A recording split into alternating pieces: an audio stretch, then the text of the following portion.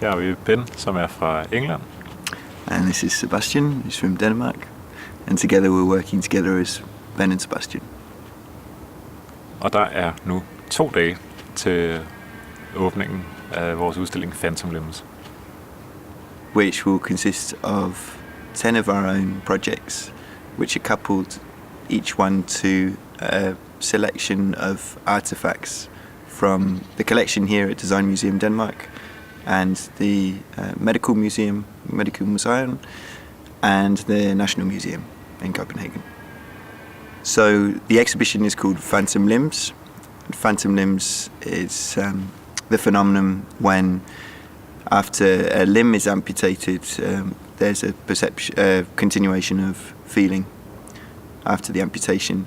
And we were interested in the way that the phantom limb phenomenon couples sensory presence with physical absence. And we saw that as very relevant to the way that we work, where absence is somehow quite an important part of the way that we make our projects. Måden vi har valgt ting fra museets samling, det er, at vi har prøvet at lede efter ting, som falder lidt uden for museets generelle måde at samle på. Og for eksempel så har vi fundet 2 genstande, som er 2 transportkasser, eller 2 transportæsker, hvor museet ikke længere ved, hvilke ting, der hører til dem, men de er sådan meget specifikt udformet, så lidt ligesom en guitarkasse er formet efter guitaren. Så de er formet efter noget, som man tydeligt kan se, at der i den ene af dem er det måske en vase, måske en sølvpokal, der hører til den, men man ved det ikke helt. Så der er sådan de her genstande er ikke en del af museets samling, men refererer til nogle genstande, som engang har været en del af samlingen, men man ikke længere ved, hvad er nu.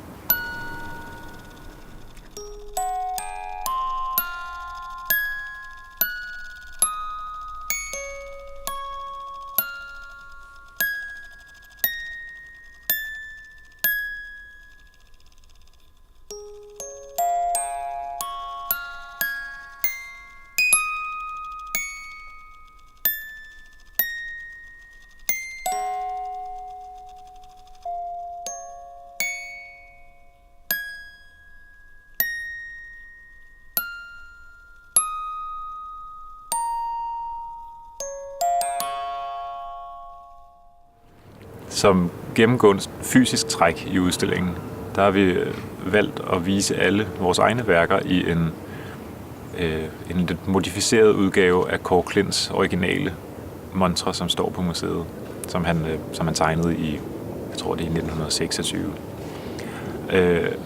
De montre, vi har lavet til vores egne værker, vi har lavet dem om på en lille måde, så de er uden glas, så de fungerer måske mere som rammer end som montre.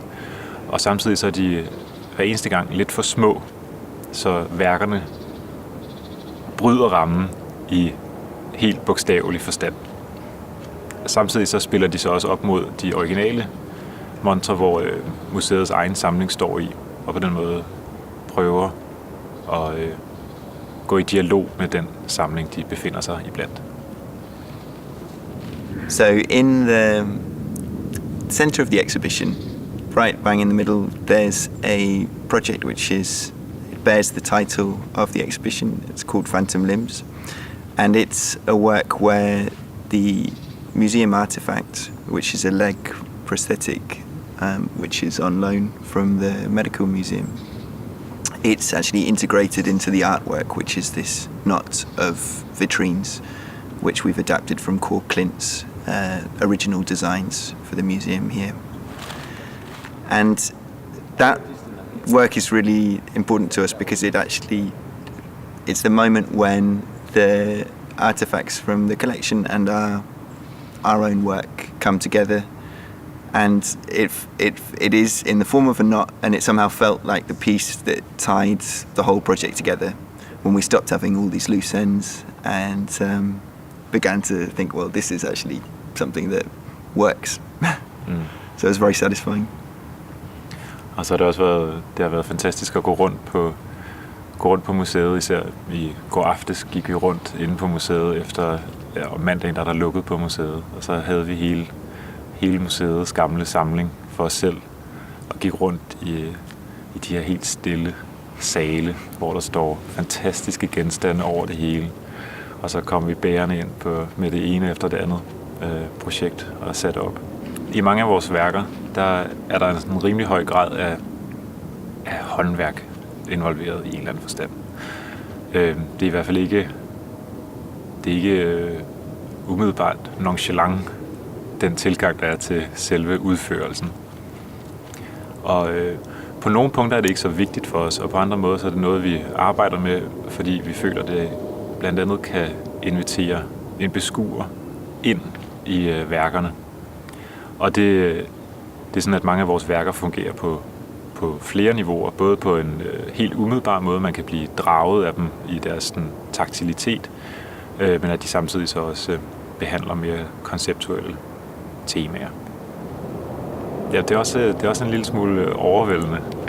Det er vores første museums soloudstilling, og det er en ret stor museums soloudstilling, kan man sige. Er det bedre at udstille på et museum i jeres ting end et white cube? Yeah, we've been talking about that.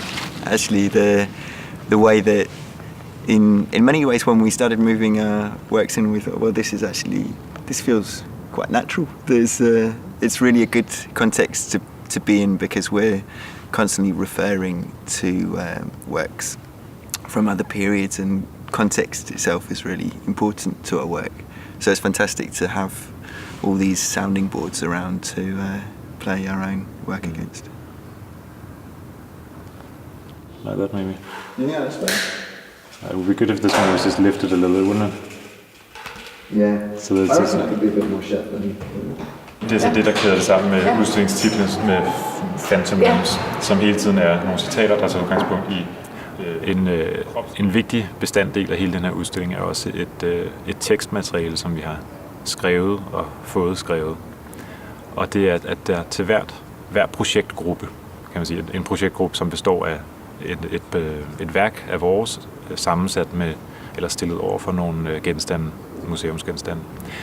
Til hver dem har vi konstrueret en tekst, som hænger ud for hvert projekt, og som er en form for samtale mellem os som kunstnere og museet som institution, hvor det bliver diskuteret, hvordan museets genstande kan indgå i vores verden, og hvordan vores værker kan indgå i dialog med museets genstande. Der er en integreret del af vores... Det er noget, vi har talt om det på nogle tidspunkter, om hvorvidt en del af vores arbejdsproces er, at vi misforstår hinanden igen og igen.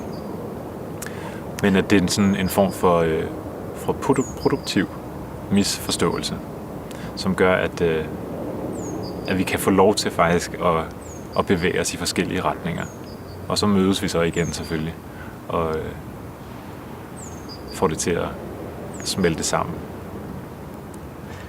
But it's a constant misunderstanding. It's one that happens almost at every level of our work, right from sketching to final realization of the project. But each time those misunderstandings somehow point in a new direction and open something else up. So we've taken it on as a very positive thing. Yeah. I morgen uddeler jeg sammen med min kollega Louise Campbell på vegne af Planken Ud-komiteen Planken Ud Prisen 2011.